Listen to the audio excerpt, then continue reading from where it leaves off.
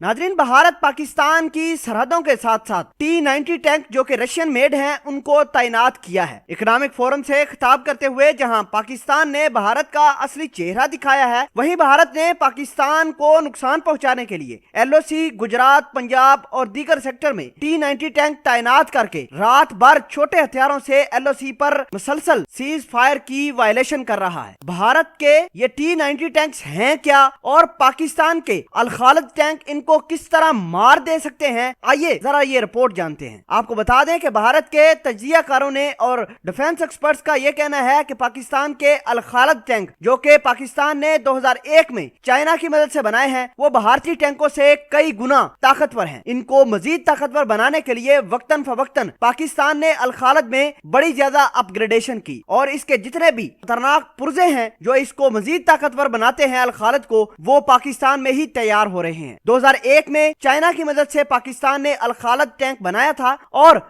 Al-Khalid tank का वजन तकरीबन 4.6 टन बताया जा रहा है। अपने साथ 3 गन भी लेकर चलता है और अल-खालिद की खास बात यह है कि 5 फुट गहरे पानी के अंदर भी सही से काम करता है। नाज़रीन, ये तो था पाकिस्तान का अल-खालिद टैंक। अब थोड़ी सी बात करते हैं कि भारतीय जो T-90 टैंक्स आए हैं जो रशियन मेड हैं, वो पाकिस्तान की सरहद के साथ तैनात किए हैं, उनके फंक्शन क्या हैं। पहली बात तो ये है कि ये जो टैंक्स हैं ये काफी कंट्रोवर्शियल रहे हैं क्योंकि भारत के दफाई एक्सपर्ट्स इनको रशिया का मलबा डिक्लेयर कर चुके हैं। रशिया ने 1992 में ये बनाए थे और काफी पुराने हो चुके हैं। इसके अंदर अपग्रेडेशन भी नहीं की गई और ये तमाम तर टैंक्स में मॉडर्न टेक्निक और टेक्नोलॉजी भी नहीं पाई जाती। भारत के T-90 टैंक के अंदर सिर्फ 2 अफराद बैठने की गुंजाइश है, जिसमें एक कमांडर और एक गनर होगा। इसके साथ इसकी रेंज जो है 5 किलोमीटर से ज्यादा नहीं है, जबकि अल-खालिद टैंक की 12 किलोमीटर से ज्यादा रेंज है। आपको बता दें कि भारत ने इस टैंक के अंदर किसी किस्म की अपग्रेडेशन नहीं की। रशिया ने जैसे इनको थमाए थे टैंक वैसे के वैसे ही ये ऑपरेट कर रहे हैं। इस वजह से